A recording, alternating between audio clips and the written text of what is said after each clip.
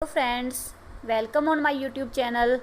आज हम सॉल्व करेंगे DSSB PRT हिंदी का सेक्शन जो एग्ज़ाम 14 अक्टूबर 2018 में हुआ था। इसका हमारा पहला क्वेश्चन है,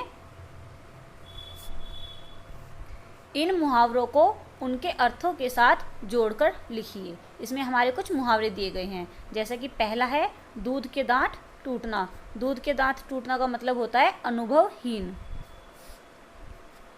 फिर है भांडा फोड़ना। भांडा फोड़ने का मतलब होता है भेद खोलना। लोहा मानना। लोहा मानने का मतलब है प्रभाव स्वीकार करना। हथेली पर सरसों जमाना। हथेली पर सरसों जमाने का मतलब होता है असंभव कार्य करना। तो इसके अकॉर्डिंग हमारा ऑप्शन कौन सा बैठा है? पहले का है सी। तो पहले का सी किस में है? बी। इसका है हमारा दो ऑप्शन में, ए में और बी में। फिर दूसरा है भांडा फोड़ना, भेद खोलना, ये सेकंड है। ये भी दोनों ऑप्शन में दे रखा है, ए फर्स्ट में और सेकंड में। फिर है लोहा मानना, प्रभाव स्वीकार करना, सी का फोर। सी का फोर हमारा है बी ऑप्शन में, तो इसका आंसर हुआ बी। कल कोई आया था, इस वाक्य में सर्वनाम है। कल कोई आया था, इसमें सर्वनाम है कोई वर्ड, क्योंकि कोई अनिश्चयवाचक सर्वनाम होता है। मिठाई देखकर बच्चे ललचाते हैं, यह वाक्य किस क्रिया का उदाहरण है? यह उदाहरण है अकर्मक क्रिया का। अब आ गए हमारे विलोम शब्द। विस्तार। विस्तार का मतलब होता है संक्षेप। और उत्थान। उत्थान का मतलब होता है पतन। तो इसका हो गया विस्तार। ए का सेकंड। ए का सेकंड हमारा है सी ऑप्शन में और ए ऑप्शन में। फिर देख रहे हैं हम अपना डी ऑप्शन उत्थान। उत्थान का पतन, ये हमारा है डी का थर्ड सी ऑप्शन में, तो इसका आंसर हुआ सी।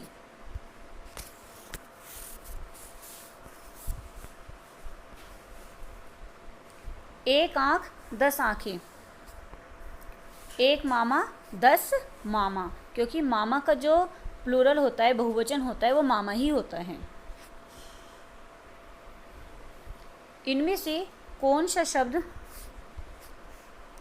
क्षणभंगुर शब्द का पर्याय नहीं है? क्षणभंगुर। अब हम क्षणभंगुर को देखकर ये लगा देंगे कि जो क्षण भर में नष्ट हो जाने वाला हो, इसलिए हमें क्वेश्चन को ध्यान से पढ़ना चाहिए। इसमें पूछा है जो पर्याय नहीं है। अब हम नहीं वर्ड को देखते, तो इसका मतलब हो गया एक क्षण में जो भारी लगे।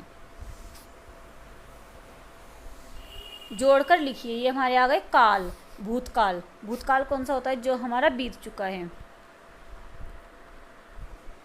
इसका हो गया वर्तमान काल। वर्तमान काल जो चल रहा है, जैसे कि राकेश जाता है, वो अभी जा रहा है, वो वर्तमान में है। भविष्य काल जो होगा भविष्य में, ये हो गया मैं पढ़ूंगा, तो हमारा भूतकाल बचा वह आया है। तो इसका आंसर हमारा हो गया ए ऑप्शन।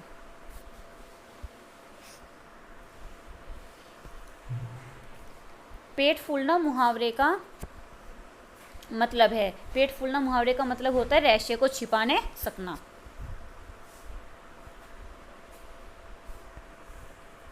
ठाकुर। ठाकुर को होता है ठकुराइन, तो लाला का क्या होगा? लाला का होगा ललाइन।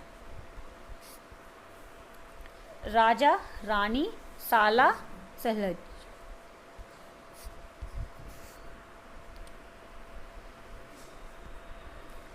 इनमें से कौन सा शब्द बिजली शब्द का पर्यायवाची नहीं है? बिजली शब्द का पर्यायवाची कौन सा नहीं है? सलील, क्योंकि तड़ित भी बिजली का पर्यायवाची होता है, दामिनी भी होता है, विद्युत भी होता है, और सलील जल का पर्यायवाची होता है। भो प्लस अन का संधि रूप है। भो प्लस अन का संधि रूप है हमारा भवन। भो प्लस अन कौन सी संधि है? ये हमारी संधि है अयादि। और अयादि संधि का सूत्र होता है एचो अय वायव्य।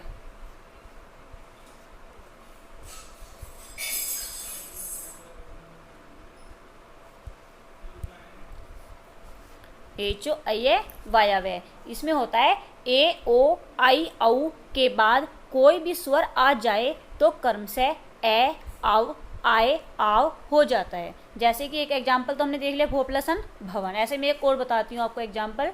भो प्लस अति, तो इसमें ओ के बाद क्या आया है? इसमें ओ के बाद आया है हमारा स्वर। कौन सा स्वर? ए।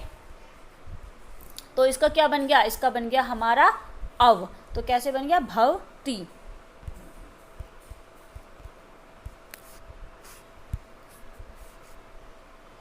नेक्स्ट क्वेश्चन, चावल का दाम काफ़ी बढ़ गया है, इस वाक्य में संज्ञा है। इसमें हमारी संज्ञा है चावल।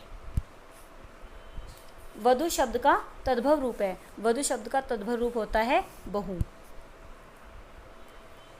तुम्हें कुछ तो सोचना चाहिए था, इस वाक्य में क्रिया विशेषण है, इसमें क्रिया विशेषण है कुछ, क्योंकि ये सोचना की विशेषता बता रहा है।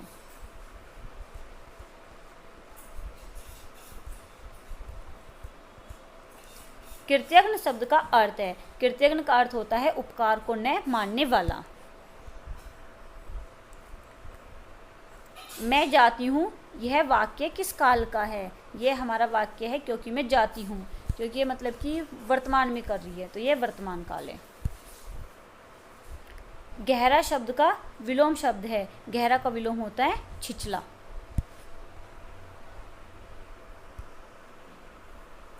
अब हमारे आ गए समास। निम्नलिखित समासों को समस्त पदों के साथ जोड़िए। अब हम समास देखते हैं अपने। हमारे समास में है बहुव्रीहि। हम सबसे पहले बहुव्रीहि देखते हैं। बहुव्रीहि कौन सा है इसमें, दशानन, जिसके 10 सिर थे, अर्थात रावण। तो ई का कौन सा फर्स्ट है, ई का फर्स्ट कौन से ऑप्शन में है, ये हमारा है ई का फर्स्ट, तो हमारा सी ऑप्शन में ही है, एक में ही है, तो इसका हमारा हो गया सी। अब हम और देखते हैं। अब हो गया दिंगु। दिंगु का क्या होगा, पंचवटी, क्योंकि इसमें संख्या दी गई है। द्वंद्व, द्वंद्व हो गया हमारा धर्माधर्म। तत्पुरुष, तत्पुरुष हमारा हो गया रसोई घर। अब हमारा कौन सा बचा है, अव्यय भाव। अव्यय भाव हमारा हो गया अनजाने।